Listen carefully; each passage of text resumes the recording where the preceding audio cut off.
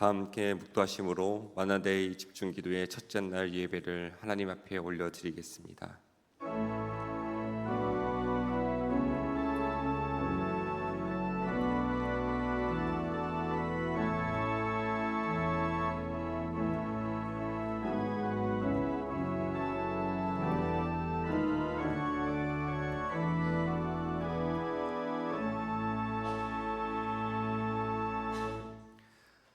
내가 그들에게 한 마음을 주고 그 속에 새 영을 주며 그 몸에서 돌 같은 마음을 제거하고 살처럼 부드러운 마음을 주어 내 율례를 따르며 내 규례를 지켜 행하게 하리니 그들은 내 백성이 되고 나는 그들의 하나님이 되리라.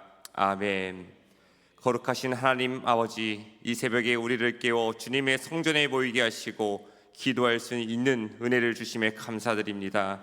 성령께서 우리의 마음에 역사하시어 돌같이 굳은 것들을 제거하시고 부드러운 마음을 허락하시며 한 영혼을 애타게 찾고 부르시는 아버지의 마음을 담게 하옵소서. 예수님의 이름으로 기도드립니다. 아멘. 찬송 425장을 찬양하시겠습니다.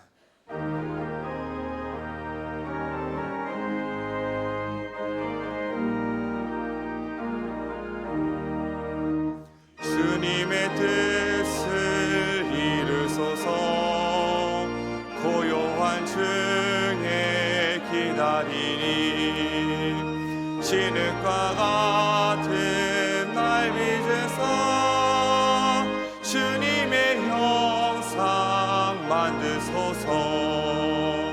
주님의 뜻을 이루소서.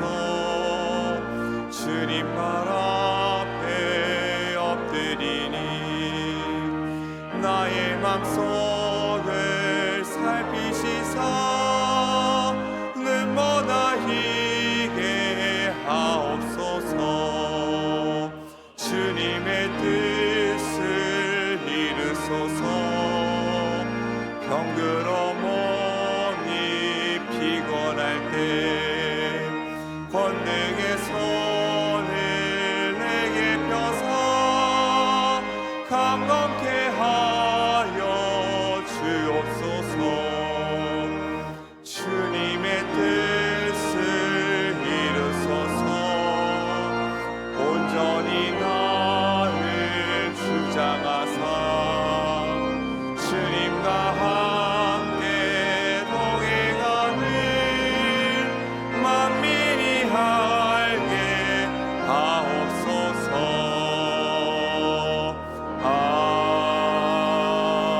아멘. 심요택 전우님 기도 인도해 주시겠습니다. 거룩하신 아버지 하나님, 새날 첫 시간을 만나데이를 앞두고 집중 기도로 모이게 하심을 감사합니다. 이 아침에도 예배자로 불러주셨사오니 마음과 뜻과 힘과 정성을 다하여 예배하게 하여 주옵소서.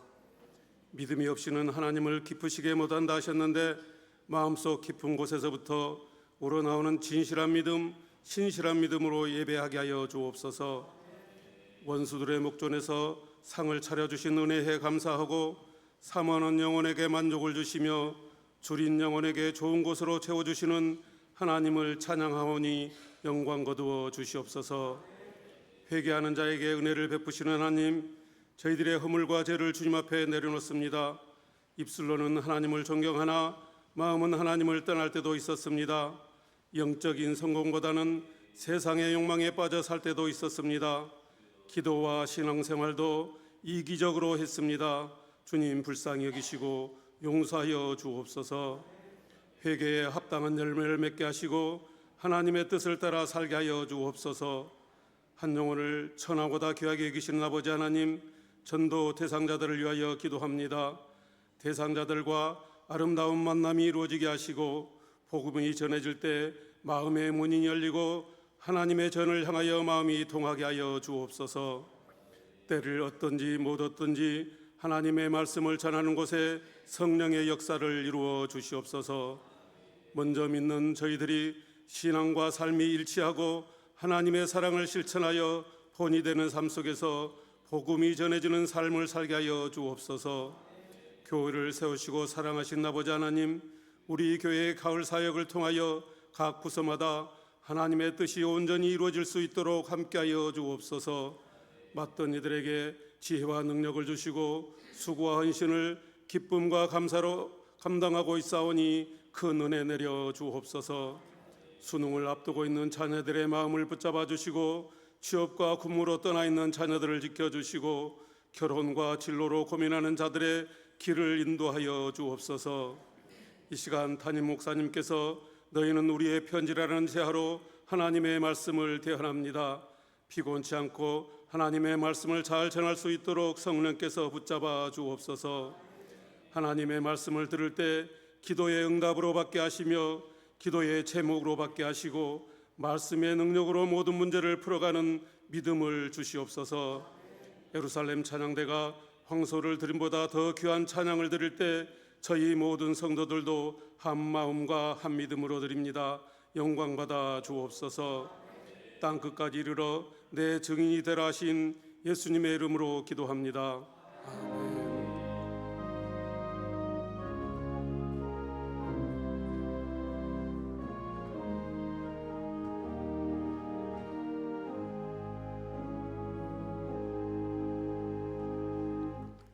이 시간 예루살렘 찬양대가 하나님께 찬양 올려드리겠습니다.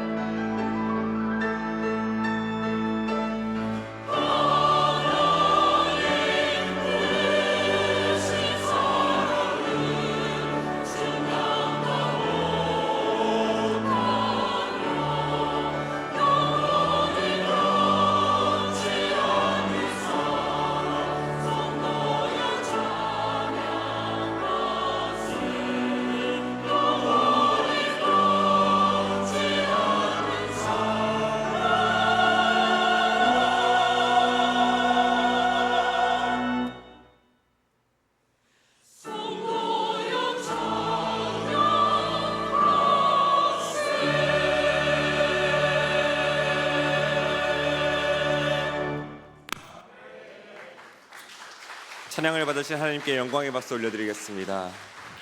귀한 찬양 감사합니다. 하나님의 말씀 보겠습니다. 오늘 우리에게 주시는 하나님의 말씀은 신약성경 고린도후서 3장 1절에서 6절의 말씀입니다.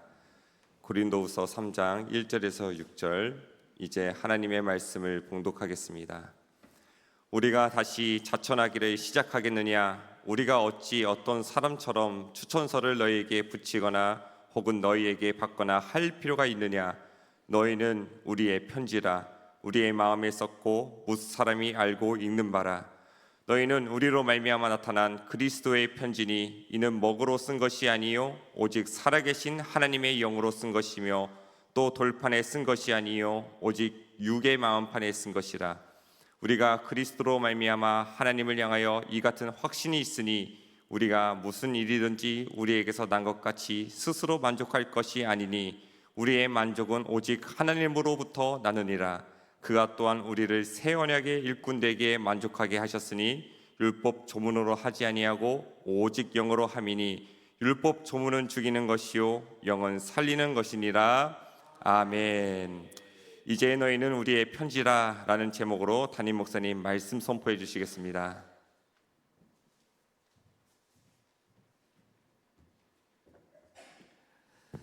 할렐루야. 여러분 아침에 만나니까 더 좋습니다. 옆 사람과 인사합시다. 사랑합니다. 우리 교회 학교 친구들도 엄마 아빠랑 많이 나왔어요. 2층에도 있고 1층에도 있고. 자, 우리 교회 학교 친구들 위해서 박수 한번 합니다. 네. 네, 대단합니다. 기적입니다. 애들이 일어나서 앉아 있다는 게. 오늘 예루살렘 찬양대 은혜 많이 받았습니다. 진짜로 은혜 많이 받았어요. 찬양이 쫙 울려 퍼지니까 그 영혼이 막 이렇게 치유되는 것 같은 느낌도 들고, 오르간도 너무 전주부터 너무 은혜롭고 너무 좋습니다. 자, 우리 기도하고 말씀 나누겠습니다. 하나님 아버지 고맙습니다. 집중 기도회로 모였습니다. 고요한 새벽 모두가 잠들었지만 저희들은 깨어 아버지를 바라봅니다. 우리의 마음의 문을 열고 주님 음성 들려지기를 기다립니다. 아버지 말씀하여 주시옵소서. 부족한 종입니다. 아버지 말씀만 신실하게 증거하게 하옵소서. 예수님 이름으로 기도 올리옵나이다. 아멘. 자, 너희는 우리의 편지다, 이런 제목이에요. 여러분 스마트폰 안 쓰는 분들이 이제 거의 없습니다. 스마트폰을 사용하다 보니까는 굉장히 많은 경우 우리는 카카오톡이나 문자를 통해서 서로 이제 자신의 의견을 주고받곤 하는 것이죠. 그래서 많은 카톡방들이 있고 또 많은 연락들이 오고 그렇습니다. 저도 마찬가지입니다. 카톡방을 최소화하려고 해봐도 여기저기서 이제 방을 만들어서 초대를 하니까 진짜 하루에 엄청난 메시지가 오고 엄청난 메시지를 보내곤 합니다. 근데 때때로 카카오톡 때문에, 이런 카톡 문자 때문에 오해를 하는 경우가 생기는 것 같아요. 일단 오타입니다. 오타 같은 거를 잘못하게 되면은 내용이 완전히 바뀌는 경우가 왕왕 있어요. 물론 이제 실수로 여겨지는 것도 있지만은 또 어떤 때는 이 카톡으로 그 사람의 감정이나 내 감정이 충분히 전달되지 못한다라는 생각을 할 때도 많이 있습니다. 여러분 만약에 여러분이 어떤 의도로 누군가에게 카톡을 보냈는데 그 사람이 내 카톡을 보고 오해를 한다면 여러분 어떻겠습니까? 마음이 나중에 만나서 그게 그런 내용이 아니었어, 그게 그런 감정이 아니었어, 이렇게 우리가 이 해명을 해야 하거나 설명을 해야 하는 경우가 왕왕 있습니다. 여러분 카카오톡에 우리의 생각과 또 우리의 마음을 다 담기는 부족하죠.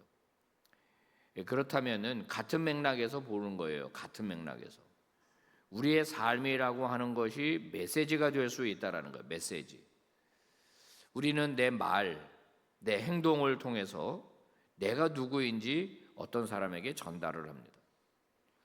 우리는 누군가와 교제하거나 새롭게 알아갈 때 그 사람이 어떤 사람인가를 알기 위해서는 그 사람의 말과 행동을 보게 돼요. 그래서 이 사람 참 괜찮은 사람이구나, 이 사람 참 믿을 만한 사람이구나 라고 하는 생각을 하게 되거든요. 우리도 마찬가지지만은 상대도 나를 볼 때 내 말과 행동을 통해서 나를 평가하게 되고 내가 어떤 사람인지 알게 됩니다. 내 말과 행동이 진실될 때, 내 말과 행동이 믿을만할 때 사람은 신뢰를 갖게 되는 거예요. 신뢰를. 성도 여러분, 여러분은 어떻습니까? 다른 사람과 대하면서 어떤 사람으로 받아들여지기를 원하시는 거예요? 오늘 성경이 우리에게 주는 이야기는 바로 우리의 삶이 전달하는 메시지가 있다라고 하는 겁니다. 어떻게 하면은 내가 메시지를 잘 전달할 수 있을까? 그 메시지는 어떤 메시지일까요?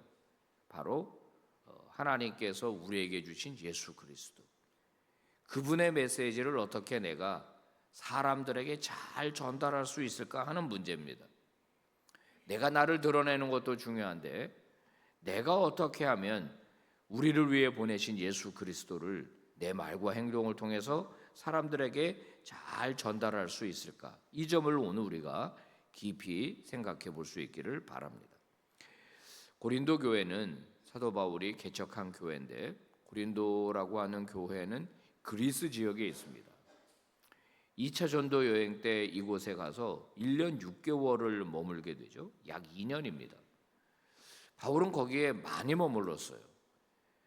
데살로니가 같은 데는 새 이래 동안의 안식일에 갔으니까 한 석 달 정도 이렇게 보는데 6개월이나, 고린도는 굉장히 오래 머문 거죠. 나중에 이제 에베소는 3년 정도 머무니까 사실 바울이 다니면서 복음을 전했던, 또 금방 카톡 오잖아요. 이봐요. 이 새벽에도 카톡이 온다. 그러니까 바울이 굉장히 사랑하고 바울이 애정을 가지고 집중해서 복음을 전했던 지역이 고린도 지역이고, 여기에 이제 교회가 세워졌습니다. 짧은 시간은 아니죠. 짧은 시간은 아니지만은 나중에 바울이 고린도에 보낸 편지, 고린도 전서와 고린도 후서, 우리 성경에 있는 이 내용을 쭉 읽고서 제가 판단해 본 결과 고린도 교회는 쉽지 않은 교회였다. 결코 쉬운 교회는 아니었다. 문제가 많죠. 그죠? 문제가 많아요. 바울이 언급하는 문제들이 한두 문제가 아닙니다. 교회 안에. 그 다음에 바울과의 관계도 그렇게 좋지 않았어요. 바울이 복음을 전하고 고린도를 떠났습니다. 다른 지역으로 갔어요. 그런데 이제 고린도 교회 안에 거짓 교사들이 들어온 겁니다. 거짓 교사들이 들어와 가지고 문제를 일으키기 시작했어요. 그 문제는 뭐냐면 바울의 그림자를 지우려고 하는 겁니다. 바울의 그림자를 지우려고 해요. 이게 무슨 말이냐면 바울이 개척한 교회니까 대부분의 사람들은 바울로부터 복음을 받았어요. 바울로부터 가르침을 받았습니다. 그러니까 그들에게 바울은 복음을 전해준 고마운 분이에요.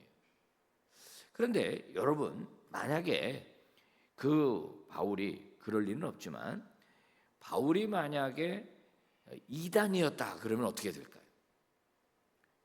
바울이 전달한 모든 메시지, 복음의 메시지가 다 가짜가 되는 겁니다. 가짜가. 이 바울의 사도권이라고 제가 이 PPT에 적었는데, 거짓 교사들이 들어와서 바로 이 문제를 언급한 겁니다. 바울이 너희들에게 와서 복음을 전해준 모양인데 미안하지만 바울은 정식 사도가 아니야. 그러면서 설명을 하는 겁니다. 사도 바울은 예수님의 12제자가 아니었어. 예수님의 12제자는 딱 12명이야. 거기에는 바울 들어간 적이 없어. 근데 바울이 다니면서 뭐라고 얘기하고 다니느냐? 자기가 사도다. 자기가 예수님의 부르심을 받았다. 그 얘기를 하고 돌아다닌다는 것 같던데 여기 와서도 그랬지? 바울은 미안하지만 정식 사도가 아니야. 본인이 그러고 다니는 거야. 들어보니까 말이 맞아요. 맞는 얘기거든. 예수님 제자 12명밖에 없는데 바울이 예수님을 따라다닌 적이 없었잖아요. 그러니까 이제 사람들이 거기에 말에 넘어가는 겁니다. 그 다음에 또 이제 무슨 얘기를 하냐면, 혹시 바울이 여기 올 때 추천서 가져온 적 있어? 그래. 아니, 가져온 적 없는데요? 거봐. 그러니까 12명의 사도들로부터 인정받는 사람이 아닌 거야. 이런 이야기를 공공연하게 이제 퍼뜨리게 된 것입니다. 여러분, 이 이야기를 듣고 바울은요 굉장히 분노합니다. 왜 분노하냐면은 아마 바울은 자기 개인적인 어떤 뭐 평가가 떨어지고 이런 것 때문에 화난 건 아니었을 거예요. 바울은 부활하신 예수님을 직접 만났고 예수님으로부터 사명도 받았고 그 다음에 이 구약 성경을 통해서 그 당시 구약 성경밖에 없으니까 복음을 충분히 깨달아서 그거를 증거를 했는데 본인이 정식 사도가 아니고 사입이고 이단인 것처럼 소개를 하게 되면 본인이 전한 복음이 물거품이 되는 거예요. 본인이 전한 가짜가 전한 복음이 진짜일 리가 없잖아요. 여러분 그렇지 않습니까? 이단이 와서 전해준 복음이 진짜일 리가 없잖아요. 그러니까 바울은 뭘 생각한 거냐면 자기를 생각한 게 아니라 복음이 훼손되는 것에 대해서 너무너무 화가 난 거예요. 그럼 도대체 교회 안에 어떤 놈들이 들어온 거냐? 교회 안에 도대체 어떤 사람들이 들어와서 이렇게 어지럽히는 거냐? 그러면서 바울과 함께 복음을 전하러 다녔던 디도를 보냅니다. 디도가 가가지고 그 이제 이야기는 성경에 없어요. 그냥 다만 디도를 보냈고 디도가 모든 문제 다 해결했습니다. 그리고 돌아와서 바울에게 보고를 한 내용을 듣고 바울이 고린도 후서를 기록해서 다시 써서 보내는 거거든요. 바울이 교회에 들어가 보니까 디도가 교회에 가 보니까 이 가짜들이 들어와 있는 거예요. 바울을 훼손하고 복음을 훼손해서 이득을 취하는 사람들이 들어와 있었던 거예요. 그래서 그 사람들을 정리해서 교회에서 다 쫓아냈습니다. 쫓아내고 교회가 정상화가 됐어요. 제가 최근에 여기 별내의 어떤 교회 목사님한테 직접 들은 이야기입니다. 그 교회가 분란에 쌓일 때 어떤 일을 했냐면은 그 교회 담임 목사님 사모님이 가발을 쓰고 여기 어디 신천지 교육하는 데가 있다는 거예요. 신천지 교육하는 데. 그 앞에 가가지고 나오는 사람들을 다 찍었다는 거예요. 한 40-50명이 자기 교회 안에 들어와 있더라고요. 자기 교회 안에. 신천지 사람들이 40-50명이 자기 교회 안에 들어와 있더라고요. 그 사람들이 그렇게 교회를 어지럽히고 교회를 혼란하게 만들고 그래가지고 교회 분란이 계속 일어난 걸 알게 되고 그분들을 다 내보냈다는 이야기를 들었습니다. 우리 교회에 그런 분들 안 계실 거라고 생각하는데 그러면 오산입니다. 여러분 신천지는 여러분 아시다시피 어떤 교회든지 들어가서 교회를 혼란시키죠. 어지럽히죠. 시끄럽게 만들죠. 그런 일들이 진짜로 있습니다. 우리 성도들이 잘 지켜볼 수 있어야 돼요. 자, 그리고 이제 바울이 그리고서 이제 편지를 쓴 겁니다. 고린도 교회에.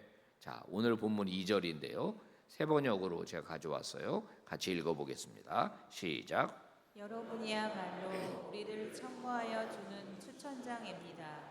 그것은 우리 마음에 적혀 있습니다. 모든 사람이 그것을 알고 있습니다. 이게 무슨 말이냐? 나는 예루살렘의 어떤 사도로부터 추천장을 받은 적이 없다. 내가 받은 추천장은 내가 받은 예수 그리스도께 나는 직접 받았는데 내가 굳이 추천장을 누군가에게 가져갈 필요가 없는 게 고린도 교회 성도 여러분, 여러분이 나의 추천장입니다. 즉 내가 전한 복음을 듣고 여러분의 삶이 변했고 여러분의 인생이 변했고 여러분의 말과 행동이 변했으니까 내가 여러분들에게 올바른 복음을 전한 거 아닌가요? 올바른 복음을 전했고 여러분이 변화됐으니까 나에게 무슨 추천장이 필요하겠습니까? 사도 바울 어떤 사람이야? 가짜야? 거짓 복음 증거자야? 라고 누군가 말한다면 아니야, 나는 그런 사람이 아니야. 고린도 교회 가봐봐. 고린도 교회 성도들이 결국 나의 추천을 해줄 수 있는 사람이다. 이렇게 바울이 이야기를 하는 겁니다. 당신들이 나의 추천서입니다. 이 말이 무슨 말인지 이해가 되시죠?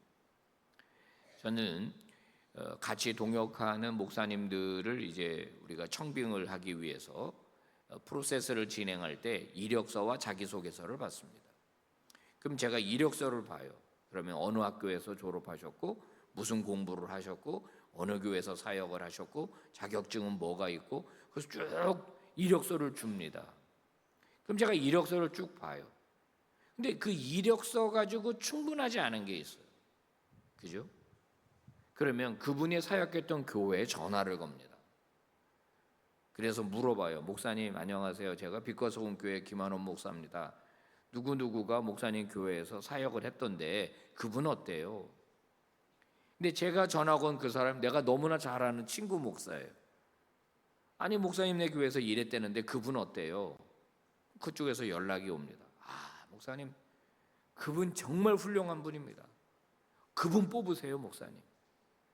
그러면 그 목사님이 그 교회에서 사역한 내용 자체가 뭐가 되는 거예요? 추천서가 되는 거예요. 추천서.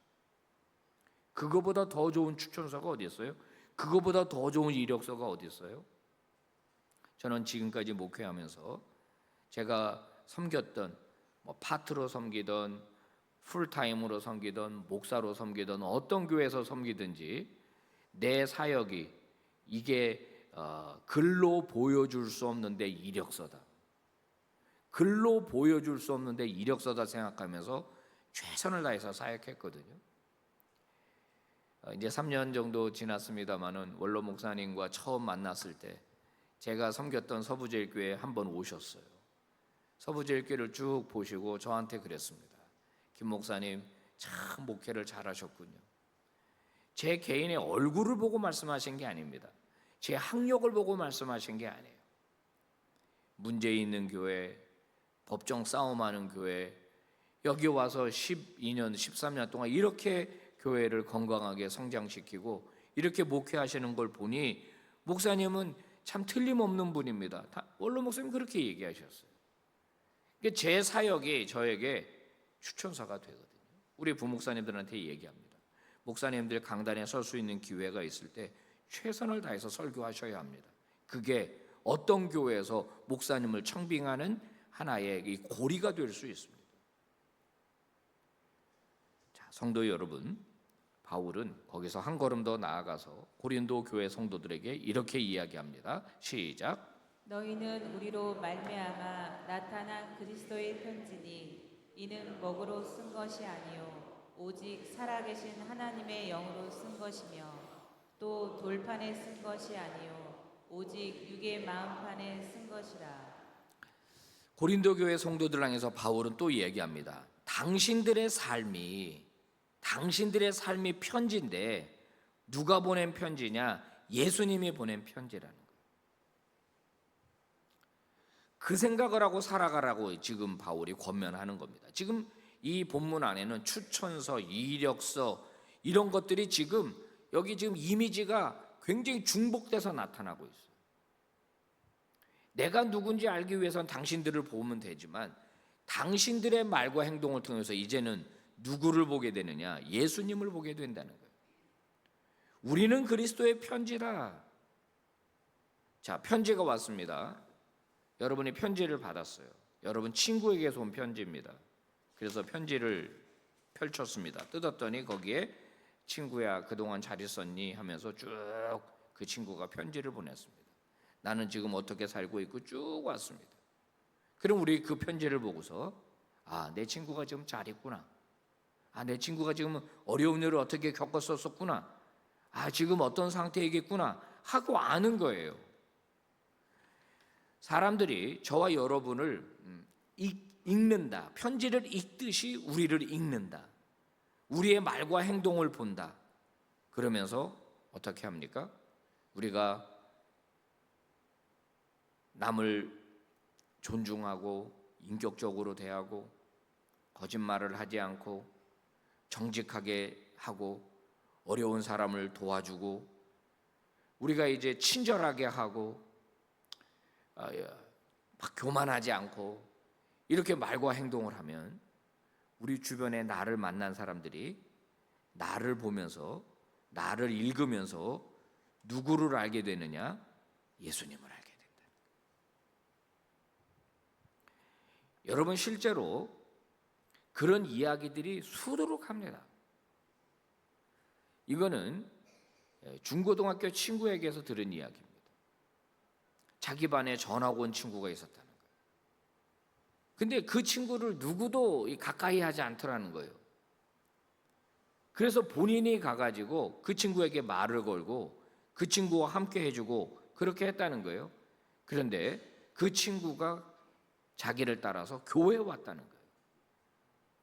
그래서 너 무슨 얘기를 했냐? 성경 얘기 해줬냐? 그랬더니 아니요, 목사님. 그냥 친절하게 해주고 다른 친구들이 가깝게 안 하니까 자기가 더 가까이 가서 이야기도 나눠주고 그렇게 했다는 거예요. 사역 일을 전한 게 아니에요. 무슨 이 아이가 무슨 복음을 전한 게 아니에요. 근데 그 친구는 전학 온 그 친구 입장에서는 자기에게 그렇게 대해준 친구에게 해서 매력을 느끼고 고마움을 느끼면서 그러면서 그 친구를 따라 교회 다니기 시작했다라는 거예요. 여러분, 성경은 그럼 뭐냐? 성경은 하나님이 우리에게 보내주신 러브레터예요. 내가 너희들을 사랑한다. 너희들이 세상 속에 있지만 너희들은 내 백성이고 내 자녀들이다. 내가 너희와 함께하겠다. 이런 메시지가 바로 성경에 기록되어 있어요. 우리가 성경을 읽으면 누구 마음을 알게 돼요? 하나님 마음을 알게 돼요. 하나님 심정을 알게 돼요. 하나님은 왜 고통스러웠는지 그때, 하나님이 그때 왜 속상하셨는지 성경을 읽으면서 하나님의 마음을 알게 되는 거예요. 이게 너무 중요해요. 성경을 읽을 때 지식적으로 접근하는 방법도 있습니다. 지도를 그리고 이렇게 연대를 측정하고 하면서 우리가 지식적으로도 접근해야 되겠지만 정말 중요한 건 뭐냐면 하나님의 마음을 아는 거예요. 하나님의 마음을 모르고 성경을 읽는 것은 미안하지만 껍데기만 읽는 거라고 저는 생각을 해요. 제 친구 목사님 중에 이 성경 통독 사경회, 그러니까 성경 통독을 전문으로 하는 친구 목사님이 있습니다. 이분이 자기가 그 사역을 하겠다고 했을 때 이름을 지었어요. 선교회 이름을 뭐라고 지었냐 그랬더니 하맘 선교회로 지었다는 거예요. 그게 뭐야 그랬더니 하나님의 마음을 알게 되는 그런 성경 읽기, 성경 공부를 하기 위해서 자기가 하맘이라고 지었다는 거예요. 이야, 이름 잘 지었다, 하맘. 사랑하는 여러분, 오늘 우리는 성경을 통해서 하나님의 마음을 알게 됩니다. 여러분, 우리의 삶은 나 하나로 끝나지가 않습니다. 최고의 전도지는 내 인생이다라는 말이 있죠. 최고의 전도지는 바로 내 얼굴이다라는 말이 있죠. 저는 우리 빛과 소금 교회 성도들이 최고의 전도지로서 세상에 나가서 하나님의 마음을 알게 하는 그런 믿음의 종들이 되기를 축복합니다. 사람들은 교회를 잘 몰라요. 하나님을 잘 몰라요. 예수님도 잘 모릅니다. 그냥 모르면 좋겠는데 어떤 때는 오해해요. 오해. 나쁘게 생각을 합니다. 왜 그렇게 나쁘게 생각하는가? 결국은 그 사람에게 예수 믿는 사람이 상처를 줬기 때문에 그래요. 예수 믿는 것들은 다 못 믿을 것들이다. 왜 그런가 하고 봤더니 그분의 친한 친구가 큰 돈을 빌려가가지고 그냥 안 갚고 어디로 도망을 가버렸는데 그 친구가 교회를 그렇게 잘 다니는 친구였다는 거예요. 그 이후로 그분은 교회 다니는 사람 그러면 사기꾼 이런 인식이 있어요. 잘못된 인식이 있는 거예요. 그런 분들이 굉장히 많습니다. 세상 속에. 여러분, 그런 분들이 교회는 좋은 곳이고 예수님은 좋은 분이고 이렇게 마음이 바뀌려면 어떻게 돼야 될까요? 어저께 설교 때도 여러분들에게 보여드린 마태복음 5장 말씀에 답이 있습니다. 이같이 너의 착한 행실을 통하여 사람들이 하나님께 영광을 돌리게 하라. 그러니까 빛을 비춰라 라고 말씀하셔놓고 뒤에 그 빛이 무엇이냐면 너희의 착한 행실이다. 착한 행실. 한번 왜곡된 이미지가 바뀌려면 이건 인간관계도 마찬가지예요. 여러분이 누군가에게 나쁜 이미지를 심어줬어요. 근데 그 사람이 나에 대한 인식이 바뀌려면 착한 행실이 8번에서 10번 정도가 이어져야 그 이미지가 바뀐다는 거예요. 이 심리학자들이 이야기한 겁니다. 한 번 잘못된 이미지가 바뀌려면 그만큼 오래 걸려요. 저 사람이 그런 사람이 아니었네. 2번, 3번, 4번, 아니네. 5번, 6번, 7번, 8번. 내가 잘못 알았었구나. 그게 그 정도로 시간이 오래 걸린다는 거거든요. 제가 우리 교회에 와서 여러분들에게 전도지 들고 퇴계원역으로 가세요. 안 하죠, 제가. 지금 전도 안 하는 게 아닙니다. 전도지를 들고 나가는 것만이 전도가 아니에요. 진짜 전도는 뭐예요? 우리의 삶의 주변에서 우리 주변 사람들에게 잘하는 것입니다. 착한 행실을 하는 거예요. 말과 행동을 조심하는 겁니다. 바로 그리스도의 편지로서의 역할을 우리가 감당하는 거예요. 그러면 그분들은 내 말과 행동을 통해서 예수님을 보기 시작해요. 저분 뒤에 예수님이 있구나. 저분 뒤에 하나님이 계시는구나. 그러면서 우리를 통해서 자신에게 보내진 하나님의 사랑을 알게 되는 거죠. 사랑하는 여러분, 오늘 성경은 분명하게 이야기합니다. 우리는 그리스도가 쓰신 편지다. 같이 한번 읽어볼까요? 시작. 여러분은 분명히 그리스도께서 쓰신 편지입니다. 우리는 그것을 작정하는 데 봉사하였습니다. 그것은 먹물로 쓴 것이 아니라 살아계신 하나님의 영으로 쓴 것이요 돌판에 쓴 것이 아니라 가슴판에 쓴 것입니다. 아멘. 한번 따라서 합시다. 나는 예수님의 편지입니다. 이제 그 편지를 전달해야 되겠죠?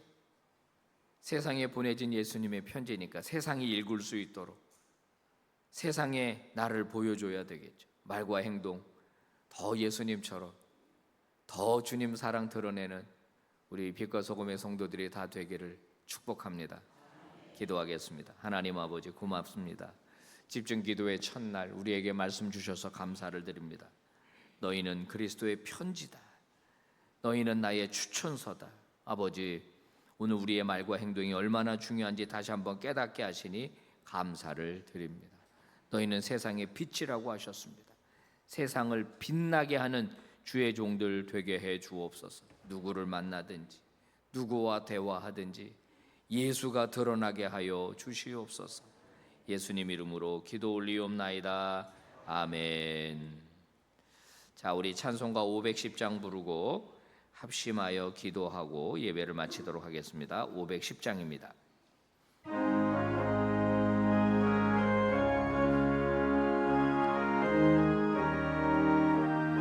하나님의 진리인데 길이 빛나니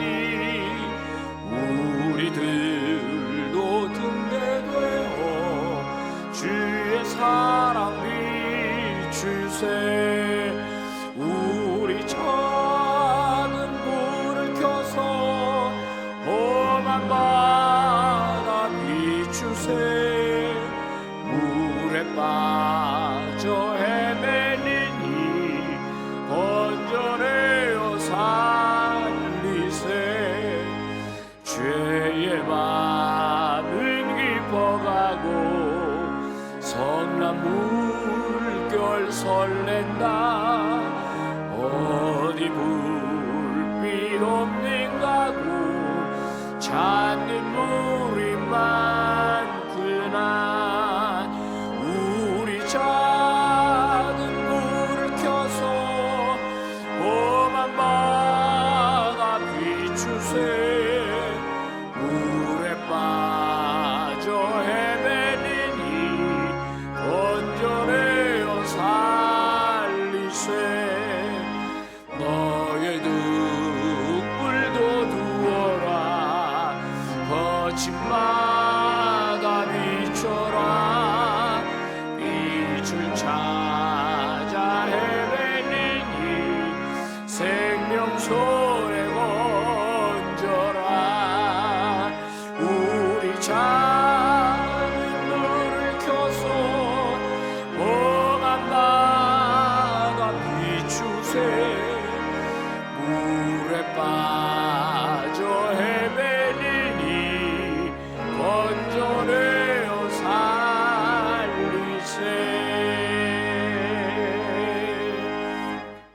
헌금 위에 한 번 더 기도하고 여러분 기도하시다가 은혜 중에 돌아가시기 바랍니다.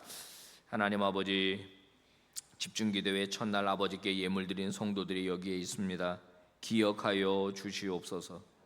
하나님을 향한 그들의 마음, 그들의 중심, 아버지여, 그들에게 은혜 주시고 복 주시지 않으면 어떡하시겠사옵나이까. 주여 불쌍히 여기시고 아버지께서 함께 하시는 증거가 저들의 삶에 나타나게 하여 주시옵소서. 아버지, 계속해서 기도할 때 우리의 마음을 만져주시고 우리에게 하나님의 뜻을 알려주시며 우리의 간절한 소원에 응답하여 주옵소서. 예수님 이름으로 기도 올리옵나이다. 아멘. 여러분 기도하시다가 은혜 중에 돌아가시기 바랍니다.